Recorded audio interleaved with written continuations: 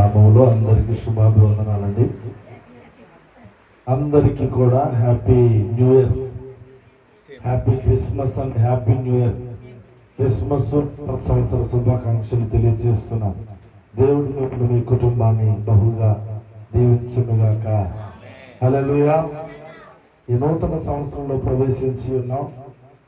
ఈ ప్రవేశించే నూతన సంవత్సరంలో దేవుడు మహత్కరమైన కార్యములు మన పట్ల జరిగించబోతున్నాడని విశ్వసిస్తున్నాను.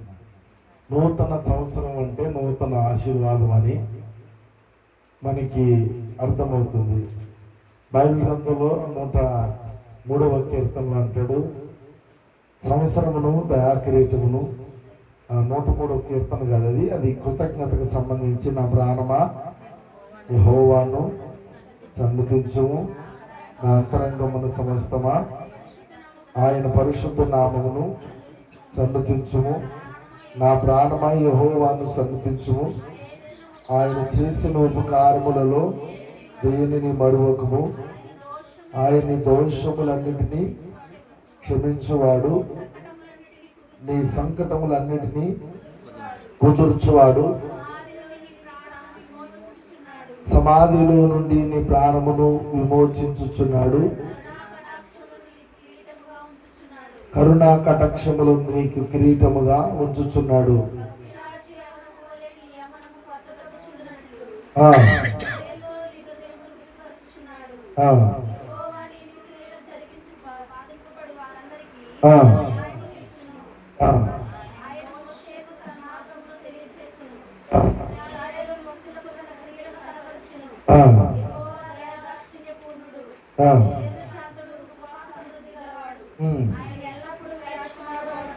కాడు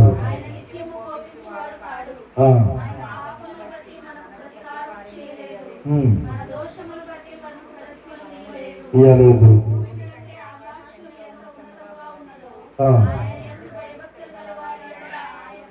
అంత అధికముగా ఉన్నది. హల్లెలూయా. చక్కని మాటలు ఇక్కడ రాస్తూ ఉన్నాడు. బైబిల్ గ్రంథములో మేలుతోని హృదయమును తృప్తిపరిచి ఉన్నాడట. సమ్టైమ్స్ మనం చాలా మంది అనేకమైన ప్రమాదాల నుంచి తప్పించబడ్డామని ఇప్పుడు సాక్ష్యం చెప్పాం. ఆయన అంటాడు ఇక్కడ, సమాధిలో నుండి నీ ప్రాణమును విమోచించి ఉన్నాడు, కరుణా కటాక్షమే నీకు కిరీటముగా ధరింపజేసి ఉన్నాడు. ఈ సంవత్సరం నీకు ఎలాంటిదంటే కరుణ కటాక్షం అనబడుతున్న కిరీటం. భక్తుడైన సౌలు పౌలుగా మారిన తర్వాత నేను హింసకుడును, దోషకుడును, హానికరుడును అని తను తాను చెబుతూ, ఇప్పుడైతే దేవుని ప్రేమ వలన తన పాదములు చెప్తాను ఆయన నేను కొట్టుకొచ్చి ఉన్నాను, లేకపోతే ఆయన నాకు ఇచ్చిన ఉచిత కృపను బట్టి ఈ రీతిగా జీవిస్తున్నాను. నేను క్రీస్తుతో కూడా సిలువేయబడి ఉన్నాను, ఇకను జీవించేవాడు నేను కాదు, నా యందు క్రీస్తే. దేవుడు నన్ను ప్రేమించి తను ఉచితముగా నాకు అనుగ్రహించిన ఈ జీవితం అంటాడు. అలాగే మరొక సంవత్సరంలో మనం ప్రవేశించామంటే దేవుడు మనలను తన కృప చేత ఉచితముగా మనలను కిరీటముగా మరొక సంవత్సరాన్ని దేవుడు అనుగ్రహింప చేస్తున్నాడు. కీర్తన 65వ అధ్యాయం 11వ వచనములో, కీర్తన 65:11, సంవత్సరమును నీకు దయా కిరీటమును ధరింపచేయుచున్నాను, నీ జాడల సారము వెదజల్లుచున్నవి. హల్లెలూయా. సంవత్సరమును నీ దయా కిరీటము ధరింపచేసి ఉన్నావు, నీ జాడల సారము వెదజల్లుచున్నవి. హల్లెలూయా. చక్కని ఒక మాటను ఇక్కడ రాయబడుతున్నాడు. కాబట్టి ప్రియమైన దేవుని బిడ్డలారా, సంవత్సరం అనేదంటే దయా కిరీటం అంటే, ఇందాక మనం ఏం చదువుకున్నాం, ఇది కరుణా కటాక్షములను నీకు కిరీటముగా ఉంచుచున్నాను. మనకు కిరీటముగా కరుణా కటాక్షం అని ఒక కిరీటముగా, ఇక్కడేమో ప్రియమైన దేవుని బిడ్డల సంవత్సరం అనేవే ఒక కిరీటముగా ధరింప చేయుచున్నట్లుగా బైబిల్ గ్రంథంలో రాయబడుతున్న మాట మనం గమనించవచ్చు. కాబట్టి ప్రియమైన దేవుని బిడ్డల, ఈరోజు దేవుడు ఈ యొక్క సంవత్సరం నూతన సంవత్సరం అనగానే మనం గమనించవలసిన విషయం ఏంటంటే, దేవుని యొక్క ఆశీర్వాదం ఈ సంవత్సరం మనకి. నూతన సంవత్సరం అంటేనే నూతన ఆశీర్వాదం. ఆశీర్వాదకరముగా దేవుడు నాకు ఇల్లు ఇచ్చావు, వాహనం ఇచ్చావు, లేకపోతే మరొకటి ఇచ్చావు, లేదా బంగారం ఇచ్చావు, మరొక ఆశీర్వాదం ఇచ్చావు కాదు. మొట్టమొదటిగా బ్రతుకుటకు పోయినసారి మనం మాట్లాడుకున్నాం, బ్రతుకుంటే బలుసగితేనైనా బ్రతకొచ్చు అనే సామెత అంటూ ఉంటారు. ముందు బ్రతకాలి కదా, ఎన్ని కోట్ల తర్వాత సంగతి, ఎంత ఆస్తి తర్వాత సంగతి, ఎంత సంపాదన తర్వాత సంగతి, ఎంత వ్యాపారం తర్వాత సంగతి, కానీ ముందు బ్రతుకుంటే బలుసగితే నేను బ్రతకొచ్చు. ముందు బ్రతికే గొప్ప ఆశీర్వాదం, ముందు జీవితమే గొప్ప ఆశీర్వాదం, ఈ నూకలు ఉండటమే ఆశీర్వాదం. ఏది సంపాదించాలన్నా ఏది కూడబెట్టాలన్నా ముందు మనం అంటూ ఉండాలి కదా. చాలా మంది చూడండి, ఒక భర్త పురుషుడు పూర్వపు దినాలు ఎలా ఉండేవాడు అంటే, ఇదిగో నీ భార్యని చంపేస్తామని అన్నారు అనుకోండి, బాబు పోతే పోయింది భార్య, అవసరమైతే ఇంకొక భార్య అని చేసుకుంటా నేను బ్రతుకుంటాను కదా. అంటే ఒక భర్తకి ఎన్ని భార్యలైనా ఉండొచ్చు, పూర్వం ఎన్ని పెళ్లిళ్ళైనా చేసుకునేవాళ్ళు. అలాంటి ఎన్ని పెళ్లిళ్ళలో చేసుకునే క్రమంలో ముందు మగవాడనేవాడు ఉంటే ఎంతమంది ఆడవాళ్ళైనా తెచ్చుకోవచ్చు అనుకునేవారు. కానీ ఇప్పుడు ఒక ఆడమ్మాయి ఉంటే ఎన్ని మగవాళ్ళైనా ఉండే పరిస్థితి ఇప్పుడు దిగజారిపోయింది. ఆడవాళ్ళు తగ్గిపోయారు, మగవాళ్ళు పెరిగిపోయారు. సో అలాంటి క్రమంలో ఒకవేళ భార్య చచ్చిపోద్దంట చూడయ్యా అంటే, ఏమండి ప్రసవించేటప్పుడు భార్య కావాలా పిల్ల కావాలంటే, బాబు బ్రతుకుంటే మరొక పిల్లల్ని కనొచ్చు, ముందు నా భార్యనే కాపాడంటారు. అంటే వారు బ్రతికింపబడటానికి మరొకరిని ఏం చేస్తున్నారంటే అడ్డేసేస్తున్నారు. అలాంటి సందర్భాల్లోనే ధనము కూడా, ఆస్తి కూడా, అంతస్తు కూడా, ఏదైనప్పటికీ కూడా మనం బ్రతుకుంటేనే ఆశీర్వాదం, లేకపోతే ఏది లేదు. కాబట్టి సంవత్సరాలు గడిచే కొద్దీ దేవుని కృప మన పట్ల అధికమవుతుందనే విషయాన్ని మరిచి పోవద్దు. దేవుని కృప ఇందక్కడ మనం చదువుకుని ఉన్నాం, సమాధిలో నుండి నీ ప్రాణమును విమోచించి ఉన్నాడు, కరుణా కటాక్షముని కిరీటముగా ధరింపచేస్తున్నాడు. 11వ వచనంలో అంటాడు, భూమి కంటే ఆకాశం ఎంత ఉన్నతముగా ఉన్నదో ఆయన యందు భయభక్తులు గలవారి ఎడల ఆయన కృప అంత అధికముగా ఉన్నది. హల్లెలూయా, హల్లెలూయా. కాబట్టి ఆయన కృప అంత అధికముగా మన పట్ల సంవత్సరానికి అధికమగుచున్నది. కాబట్టి ప్రియమైన దేవుని బిడ్డలారా, గమనించినట్లయితే ఈ రోజున సంవత్సరాలు గడిచినట్లే నీ శ్రమలు శోధనలు గడిచిపోతాయనే అనే విశ్వాసం మాత్రం నువ్వు విడిచిపెట్టవద్దు. ఎల్లకాలం శ్రమలు నీకు ఉండిపోవు, ఎల్లకాలం నీ శోధన అలాగే ఉండిపోదు. చూడండి, కొన్ని సమస్యలకు పరిష్కారం ఏంటంటే కాలమే పరిష్కారం. కొన్ని సమస్యలకు మా గ్రామంలో మా మందిరంలో ఒక ఆమె భార్యాభర్తల యొక్క ఎడబాటు కలిగి ఉండేది. ఎంత భయంకరమైన గొడవలు అంటే భయంకరమైన గొడవలు, అతి భయంకరమైన గొడవలు. పూర్వం గత ప్రభుత్వం, పోయిన ప్రభుత్వంలో ఎమ్మెల్యేలతో సహా మీటింగ్ చేశారు. ఆ మీటింగ్ చేసి గొడవలు కలుపుతూ చూశారు. పోలీసులు ప్రయత్నించారు, గ్రామ పెద్దలు ప్రయత్నించారు, లేదా ఇంకొకరు ప్రయత్నం చేశారు. ఒక్కటే మాట, మేమిద్దరం అసలు కలం అని. సంవత్సరాలు గడిచే కొద్దీ ఒంటరిగా జీవించారు. అక్కడ ఆయన, ఇక్కడ ఈమె వేరుగా ఉన్నారు. ఇక అనవసరం అనుకున్నారు. ఇక రేషన్ కార్డులు కూడా మారిపోయినాయి, అంతా అయిపోయింది. కానీ 5-6 సంవత్సరాలు లేక 4-5 సంవత్సరాలకి భర్తే వచ్చి భార్యను తీసుకుని కాపురానికి వెళ్ళిపోయాడు. ఈరోజు వాళ్ళిద్దరు బండి మీద భుజం మీద చేసుకుని ఈమె మొక్కలో మొక్క పెట్టుకుని కలకల ఆడుకుంటూ వెళ్ళిపోయారు. కానీ ఇద్దరు కలపాలనుకున్న వాళ్ళు పైకి వెళ్ళిపోయారు ఈ మధ్యకాలంలో. కానీ వాళ్ళు మాత్రం ఒకటైపోయారు. పరిష్కారం వీరికి ఏంటి అని అంటే, కొన్నిటికి కాలమే పరిష్కారం.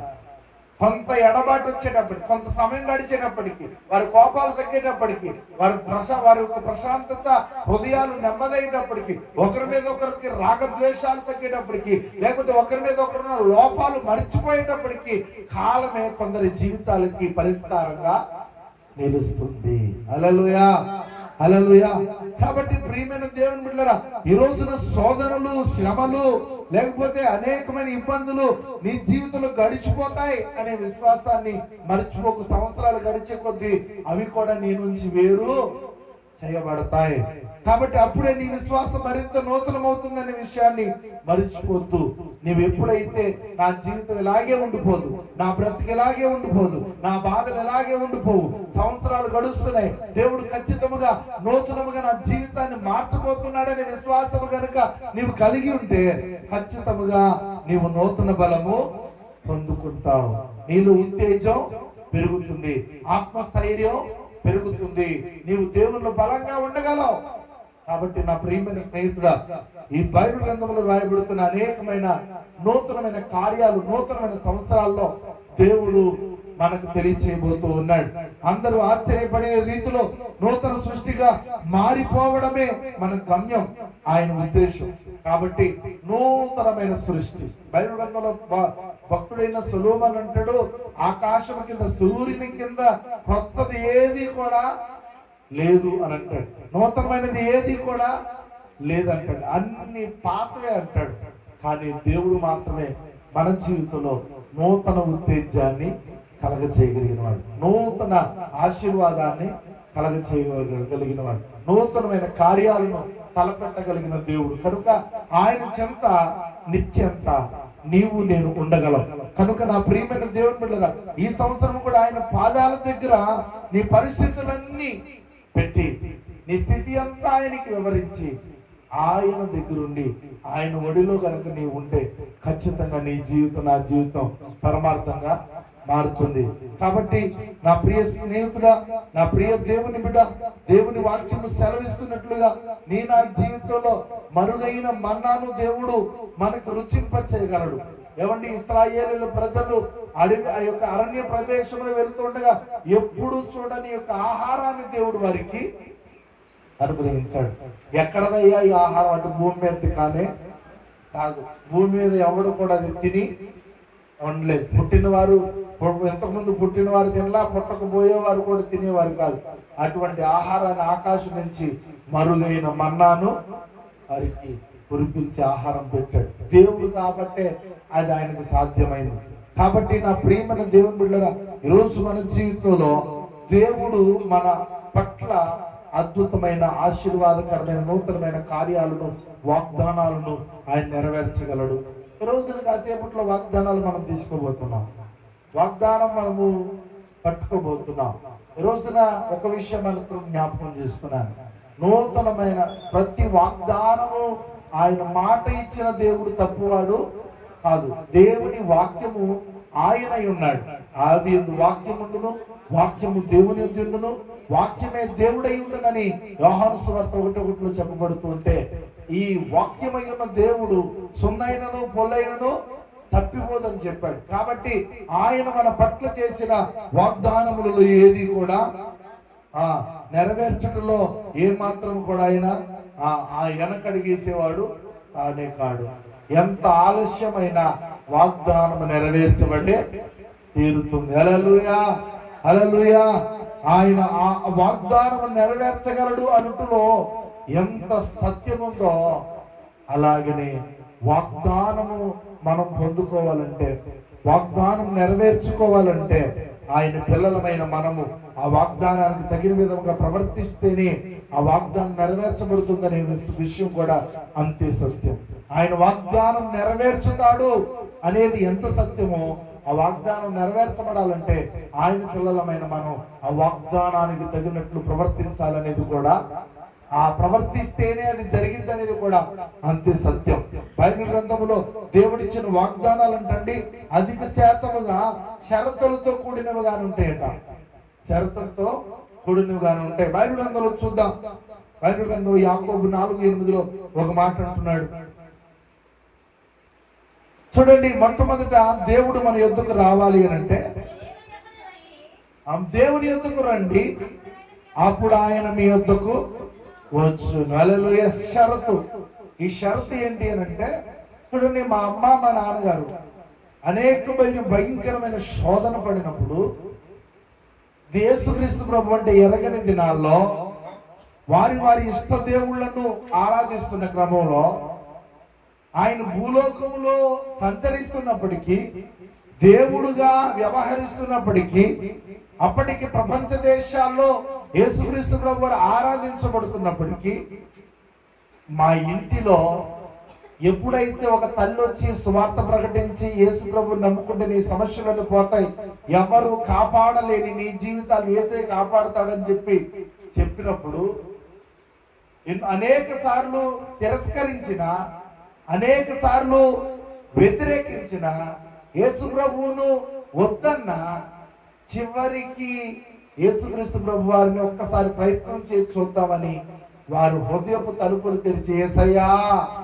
నీవు మమ్మల్ని రక్షించవా అని ఒక మాట అంటే యేసయ్యా అని అంటూ ఆయన దగ్గరికి ఎప్పుడైతే వారు చేరారో, ఆయన వెంటనే వారి వైపు అడుగులు వేసుకుంటూ వచ్చాడు. ఒక్కటే జ్ఞాపకం చేస్తున్నా, ఒక్క అడుగు నీ ఆయన వైపు వేస్తే 99 అడుగుల తర్వాత ఆయన నీ వైపు వేస్తాడు. ఒక్క అడుగు, ఆ ఒక్క అడిగే నిన్ను ఆయనకు మరుగు చేస్తుంది, ఆయనకు నిన్ను దూరం చేస్తుంది. ఆ ఒక్క అడుగు నీ మనసులో, నీ హృదయంతో, నీ నోటితో యేసయ్యా నా జీవితాన్ని నీ హస్తములకు అప్పగిస్తుంది, నా బ్రతుకులో కలిగిన చీకటి, లేదా నా జీవితంలో ఉన్న భారము, లేకపోతే నా జీవితంలో ఉన్న శోధనను తీసివేయమని కానీ నీ ఒక్కసారి కనుక ప్రార్థించగలిగితే ఆయన నీ జీవితమును ఖచ్చితంగా నీ చేయి పట్టుకుని నడిపించి నీకు సహాయం చేసే దేవుడు. అందుకే ఇక్కడ మాట అంటున్నాడు, ఆయన యొద్దకు రావాలంటేనట మొదట నీవు ఆయన యొద్దకు వెళ్ళాలి. ఆయన దేవుని యొద్దకు రండి, అప్పుడు ఆయన యొద్దకు వచ్చును అనే షరతును అక్కడ పెట్టుకున్నాడు. వాగ్దానం నెరవేర్చబడాలి. దేవుడు ప్రార్థిస్తే ఆలకించే దేవుడు, దేవుడు ప్రత్యక్షమయ్యే దేవుడు, దేవుడు ఆపద్బాంధవుడు, దేవుడు అనాథ రక్షకుడు, దేవుడు ప్రత్యక్షమయ్యే దేవుడు, మాట్లాడే దేవుడు, చూచుచున్న దేవుడు, ఆలకించే దేవుడు. రైట్, అన్ని నిజమే. ఇవన్నీ కూడా షరతులు వర్తిస్తాయి. మొట్టమొదట నీవు ఆయనకి లోబడి ఉంటే, నీవు ఆయనను ఆహ్వానిస్తే, నేను తలుపు యొద్ద నిలబడి ఉన్నాను, నేను తలుపు తట్టుచున్నాను, ఎవరు నా స్వరముని విని తలుపు తెరుస్తారో వారి లోపలికి నేను వస్తాను. తలుపు తెరిస్తేనే వస్తాడు, పిలిస్తేనే వస్తాడు, ఆహ్వానిస్తేనే వస్తాడు. అందుకని అంటున్నాడు, ఆయన యొద్దకు రండి, అప్పుడు ఆయన మీ యొద్దకు వచ్చును. ఆయన యొద్దకు వెళ్ళటం అంటే మరేదో కాదు, మోకరించి నీవున్న చోటే యేసయ్యా అని ప్రార్థించడమే ఆయన యొద్దకు వెళ్ళటం. మా అమ్మ మా నాన్న మొట్టమొదటిగా మందిరానికి ఏం వెళ్ళలేదు. మా అమ్మ మా నాన్న ఏ సేవకుడు వచ్చి మారమని చెప్పలేదు. మా అమ్మ మా నాన్న వారికి ఉన్న సమస్యలను బట్టి దేవుణ్ణి నమ్ముకున్నారు. ఎంత గొప్ప దేవుణ్ణి ఈ రోజు మేము ఆరాధించే ధన్యత మాకు కలిగి ఉందంటే వారు చేసుకున్న పుణ్యము యేసుక్రీస్తుని నమ్మటము. హల్లెలూయా, హల్లెలూయా. కాబట్టి ప్రియమైన దేవుని బిడ్డలారా, యేసును వారు ఆహ్వానించే వారి హృదయంలోనికి, యేసును వారు ఆహ్వానించే వారి ఇంటిలోనికి, తద్వారా యేసయ్య వారి జీవితంలోనికి, మా జీవితాల్లోనికి కూడా వచ్చి ఉన్నాడు. హల్లెలూయా. ఆయన ఆ దేవుని యొద్దకు రండి, మీ యొద్దకు ఆయన వచ్చింది. నీవున్న చోటే ఆయన పిలిస్తే చాలు, ఆయన ప్రార్థిస్తే చాలు, ఆయనకు మొరపెడితే చాలు. నీ జీవితంలో కలిగిన ప్రతి శోధనను, ప్రతి ఇబ్బందిని ఆయన తీసివేసే దేవుడు. హల్లెలూయా. నా బ్రతుకు ఇంతేనా నీ చింతపడుచుంటినమ్మా, నా బ్రతుకు ఇంతేనా నీ చింతపడుచుంటినమ్మా, అంతలోని యేసు ప్రభు మా వీధికొచ్చాడమ్మా, అంతలోనే యేసు ప్రభు మా ఊరే వచ్చాడమ్మా, మా ఊరు వచ్చాడమ్మా, మా వీధికొచ్చాడమ్మా, మా వీధికొచ్చాడమ్మా, మా ఇంటికొచ్చాడమ్మా, మా వీధికొచ్చాడమ్మా, మా ఇంటికొచ్చాడమ్మా, మా బ్రతుకు ఇంతేనా నీ చింతపడుచుంటినమ్మా, మా బ్రతుకు ఇంతేనా నీ చింతపడుచుంటినమ్మా, కుష్టి రోగినైనా నన్ను ముట్టి బాగు చేశాడమ్మా, కుష్టి రోగినైనా నన్ను ముట్టి బాగు చేశాడమ్మా, అంతలోనే యేసు ప్రభు మా ఊరే వచ్చాడమ్మా, అంతలోనే యేసు ప్రభు మా వీధికొచ్చాడమ్మా, మా వీధికొచ్చాడమ్మా, మా ఇంటికి వచ్చాడమ్మా, మా వీధికొచ్చాడమ్మా, మా ఇంటికి వచ్చాడమ్మా. గత 35 ఏళ్ల క్రితం మా ఇంటికి వచ్చాడు. మా ఇంటి తలుపు తట్టాడు, తలుపులు తెరిస్తే లోపలికి వచ్చాడు. అద్భుతము ఆయన చేశాడు. హల్లెలూయా, హల్లెలూయా. చూడండి బైబిల్ గ్రంథంలో మత్తయి సువార్త 6:15 మత్తయి సువార్త 6:15 మీరు మనుషుల అపరాధములు క్షమింపకపోయిన ఎడల మీ తండ్రియు మీ అపరాధములను క్షమింపడు. హల్లెలూయా. మనము క్షమించబడాలి అనంటే, మనం దేవునికి అంగీకరించబడాలి అనంటే, మొదట నీవు ఎవరి మీద నేర స్థాపన చేయడానికి వీలు లేదు. ఎవరిని నీ హృదయంలో శత్రువులుగా ఫీల్ అవ్వడానికి వీలు లేదు. నిన్ను క్షమించాలి అనంటే నీకు విరోధముగా పాపం చేసిన వారు నీవు క్షమించాలి. నిన్ను క్షమించాలి అనంటే మొదట నీవు ఎవరినైతే అస్సలు నేను క్షమించను, ఎవరినైతే నేను అస్సలు ఇలా ఉండనని చెప్పేసి అనుకుంటావో అటువంటి వారి విషయంలో నీవు కూడా క్షమించకుండా ఉండకుండా క్షమించే వారిగా ఉండాలి. ఒక విషయం జ్ఞాపకం చేస్తున్నాడు, మన అభివృద్ధికి, మన ఆశీర్వాదానికి, మన కార్యాలకు, మన దీవెనలకు, దేవుడు చేయాల్సిన మహత్తరమైన అద్భుతాలకు ఒక అభ్యంతరం, ఆటంకం ఏంటో తెలుసా? నీవెవరినైనా క్షమించకుండా నీ హృదయంలో పెట్టుకున్న ఆ యొక్క నేర స్థాపనే. ఎవరినైతే క్షమించలేకపోతున్నావు, నువ్వు తేలిక కాబడలేకపోతున్నావు, ఎవరినైతే క్షమించలేకపోతున్నావు, నీ హృదయంలో వారి యొక్క పాపము నీ మీద పెట్టేసుకుంటున్నావు. వాడు నీ పట్ల తప్పేదో చేసేసాడు, నిన్నేదో బాధించేశాడు. నిన్ను బాధించడం వాడు తప్పైతే, నీ పట్ల తప్పు చేయడం వాడు తప్పైతే, నిన్ను నష్టపరచడం, కష్టపరచడం అవతల వారి తప్పైతే, నీవు వారి మీద పగపట్టడం, బాధ తీసుకోవటం, వారిని క్షమించలేకపోవటం అంతకంటే నీ జీవితంలో గొప్ప తప్పు లేక పాపము. కాబట్టి నీవు వాడు చేసిన దానికి దేవునికి ప్రత్యుత్తరం, దేవునికి అప్పగించు, ఉత్తరవాదిగా దేవునికి వదిలిపెట్టే. నీవు వాడిని క్షమించు, వానికి ఫోన్ చేయి, నేను నీ నూతన సంవత్సరంలో క్షమిస్తున్నాను, నువ్వు వాని దగ్గరికి వెళ్ళు, నేను నిన్ను క్షమిస్తున్నాను, నీ మీద బాధ తీసుకున్నాను, నీ మీద కఠినముగా నిన్ను ఆలోచన చేశాను, నిన్ను ఏదో అనుకున్నాను, నిన్ను క్షమించు, నేను నిన్ను క్షమిస్తున్నాను, నువ్వు నన్ను క్షమించు. తప్పెవరితో తర్వాత సంగతి, మొట్టమొదట నీవు నన్ను క్షమించు, నేను నిన్ను క్షమిస్తున్నాను అని క్షమాపణ గనక నువ్వు చెప్పగలిగితే దేవుడు అంటున్నాడు, మీరు మీ విరోధుల పట్ల మీ విరోధులను క్షమించిన ఎడల మీ పరలోకమందున్న తండ్రి మిమ్మును క్షమించడు. హల్లెలూయా. సంఘములో ఒక సహోదరి పట్ల కొంత బాధ కలిగి ఉన్నాను. ఒకనాడు నేను ఇలాగే బలారాధన ఇవ్వడానికి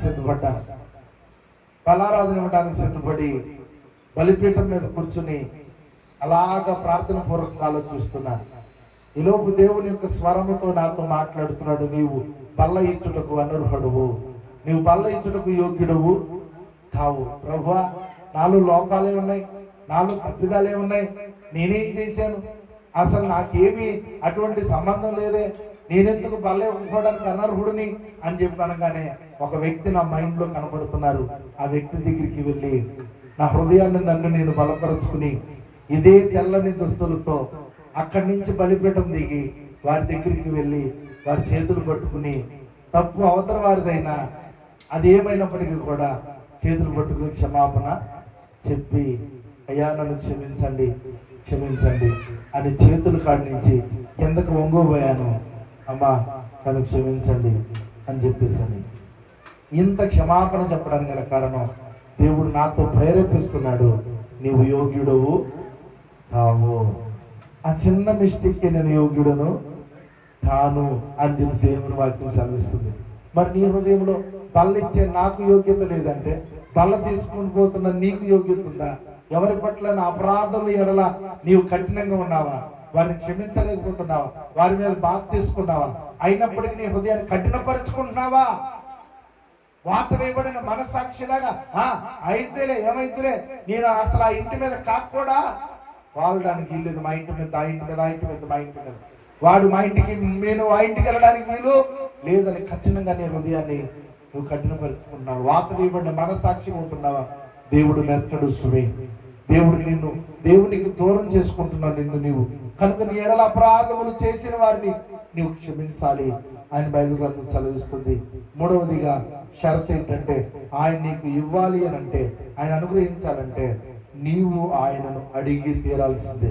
మత్తయి సువార్త 7:7లో త్వరగా అడుగుడి మీకు ఇయ్యబడును, వెతుకుడి మీకు దొరుకును, తట్టుడు నీకు తీయబడును.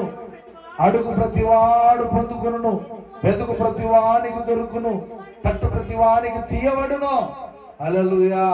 చక్కగా give respect and take respect, ఇవన్నీ ఏంటంటే ఇచ్చి పుచ్చుకునేవి.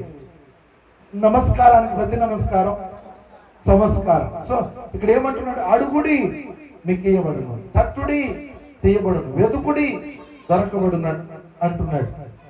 కాబట్టి ప్రియమైన దేవుని బిడ్డలారా, లూకా సువార్త 11:9 ఒక మాట అంటున్నాడు. 11:9 లూకా సువార్త.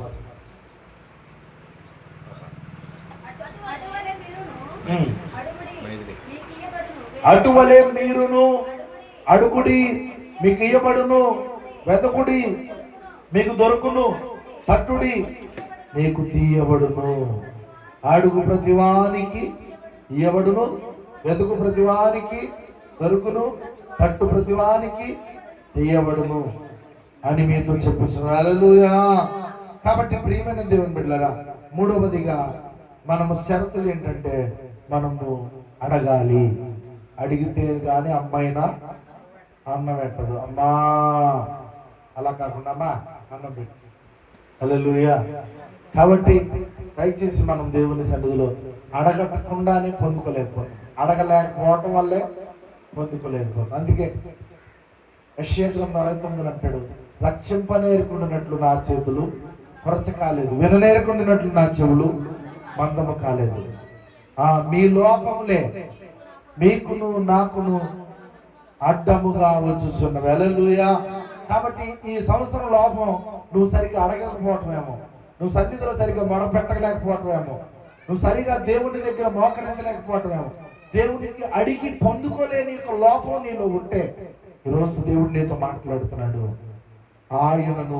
ఆయన నీకు ఇవ్వాలంటే, అనుగ్రహించాలంటే, ఏ కార్యమని ఎంతటిదైనా ఎంత అద్భుతమైన మనుషులు చమత్కారముగా లేక మనుషులు అబ్బురుపోయే కార్యం నీ జీవితంలో జరగాలన్నా నీ నోటిని తెరిచి బాగుగా దేవుణ్ణి అడిగి చూడు. ఖచ్చితంగా ఆయన నింపగలిగిన దేవుడు. హల్లెలూయా. కీర్తన గ్రంథం 50:15 ఆపత్కాలములలో ఆయన నిన్ను విడిపించాలి అని అంటే, ఆపత్కాలములో ఆయన నిన్ను విడిపించాలి అని అంటే కీర్తనలు 50:15 ఆపత్కాలమున నీవు నన్ను గూర్చి మొరపెట్టుము, నేను నిన్ను విడిపించెదను, నీవు నన్ను మహిమపరచెదవట. హల్లెలూయా. ఆపత్కాలములలో, అక్కర్లలో, కొదువులలో, సమస్యలలో, అనేకమైన ఇబ్బందికరమైన పరిస్థితుల్లో మనము విడిపింపబడాలి అని అంటే ఆయన అంటున్నాడు, ఆపత్కాలమున నీవు నన్ను మొరపెట్టుము. హల్లెలూయా. హల్లెలూయా. కాబట్టి ప్రియమైన దేవుని బిడ్డలారా, మొరపెట్టే వారముగా మనం ఉండాలి. 5వదిగా ప్రియమైన దేవుని బిడ్డలారా, 1 సమయంలో అంటాడు కదా, 2:30 సమయాలు 1 సమయాలు 2:30 ఆయన నిన్ను కనపరచనా, నీ ఇంటి వారును నీ పితరుల ఇంటి వారును నా సన్నిధిని యాజకత్వమును జరిగించుదురని యెహోవా ఆజ్ఞ ఇచ్చి ఉన్నాను. ఇప్పుడు అది నా మనసులకు కేవలము ప్రతికూలమైనని ఇశ్రాయేలుల దేవుడైన యెహోవా సెలవిచ్చుచున్నాడు. కావున యెహోవా వాక్కు ఏదనగా, నన్ను గణపరచు వారిని నేను గణపరచుదును. హల్లెలూయా. హల్లెలూయా. నిన్ను ఒక 5 లక్షలు ఇచ్చి గణపరచాలన్నా, నీకు ఇల్లు ఇచ్చి గణపరచాలన్నా, నీకు ఆరోగ్యం ఇచ్చి గణపరచాలన్నా, నీకు వివాహం చేసి గణపరచాలన్నా, లేకపోతే నీకు ఏం కావాలో అది ఇచ్చి నేను గణపరచాలంటే మొదట నీవు ఆయనను గణపరచాలి. గణపరచడం ఏంటంటే తెలుసా? ఇక్కడికి వచ్చి సాక్ష్యం ఏం చెప్పలేక అమ్మమ్మ నేను చెప్పనా, అమ్మమ్మ నేను చెప్పనా, అమ్మమ్మ నేను చెప్పనా అంటున్నావే, మరి నిన్ను ఏమో గణపరచాలి? శ్రీపరపైన చూడం, మరి నిన్నేం గణపరచాలి? నీవు ఆయనను గణపరిస్తే గాని ఆయన నిన్ను గణపరచు. హల్లెలూయా. హల్లెలూయా. ఆయన నిన్ను గణపరచాలంటే మొదట నీవు ఆయనను గణపరచాలి. అప్పుడు దేవుడు నిన్ను ఆశీర్వాదకరముగా మారుస్తాడు. హల్లెలూయా. ఆఖరిగా ఒక మాట చదివి ముగిస్తాను. యోహాను సువార్త 15వ అధ్యాయం 4వ వచనం. యోహాను సువార్త 15వ అధ్యాయం 4వ వచనం. త్వరగా ఆయన యందు నిలిచి ఉండుడి, అప్పుడు మీ యందు ఆయన నిలిచి ఉండును. హల్లెలూయా. చూడండి, చక్కని మాట, ఆశీర్వాదకరమైన వచనం. నీవు ఈ సంవత్సరం బహుగా దీవించబడాలంటే దేవుడికి వేరుగా ఉండడానికి వీల్లేదు. ఆయనకు జత చేయబడి ఉండాలి, ఆయనకు దగ్గరగా ఉండాలి, ఆయనతో కలిసి ఉండాలి, ఆయనలో ఉండాలి, ఆయనతో ఉండాలి, ఆయనతో నడవాలి. బైబిల్ గ్రంథంలో మోషే గారు రాస్తున్న మాటను గమనించినట్లయితే, ఇదిగో మోషే అంటున్నాడు, నీవు నాతో రాని ఎడల నేను ఒక అడుగు కూడా వేయలేను అని ఆ మోషే గారు అంటున్నాడు. మనము దేవుడు మనతో ఉంటేనే గాని ఎట్టి పరిస్థితుల్లో కూడా మనము వాటిని ఎదుర్కొని నడవలేము. ఆ యొక్క ప్రయాణం 40 సంవత్సరాల ప్రయాణంలో ఎన్నో ఆటంకాలు వచ్చాయి, సముద్రాలు వచ్చాయి, ఎర్ర సముద్రం వచ్చింది, ఫరో సైన్యం వచ్చింది, లేకపోతే ఆ కరువు వచ్చింది, ఆహార లోటు వచ్చింది, దాహపు లోటు వచ్చింది, ఎన్నో సమస్యలు వచ్చినా నా ప్రియమైన స్నేహితుడా, నా ప్రియమైన సహోదరి, వారి జీవితంలో సునాయాసనం గెలిపోయింది. బైబిల్ గ్రంథంలో వారి గురించి రాయబడింది, వారి బట్టలు పాతకెళ్ళలేదు, వారి చెప్పులు అరిగిపోలేదు, వారి అరణ్యములు దాహానికి ఆకలికి కొరత లేకుండా దేవుడు కనానుకు చేర్చేంత వరకు కూడా సురక్షితంగా దేవుడు నడిపించాడు. కనుక నా ప్రియమైన దేవుని బిడ్డలారా, దేవుడు వారితో ఉన్నాడు. హల్లెలూయా, హల్లెలూయా. కాబట్టి నా ప్రియమైన దేవుని సంగమా, ఈరోజు దేవుని వాక్యం అంటే నా ప్రియ స్నేహితుడా, సహోదరి సహోదరుడా, దయచేసి దేవుని వాక్యమును విను. దేవుని సన్నిధిలో నిన్ను నీవు గణపరచు. దేవుడు నిన్ను ఖచ్చితంగా ఆశీర్వదిస్తాడు. కాబట్టి సహోదరి సహోదరుడా, ఈరోజు దేవుని యొక్క సన్నిధిలో మనము ఆయన యందు నిలిచి ఉండాలి.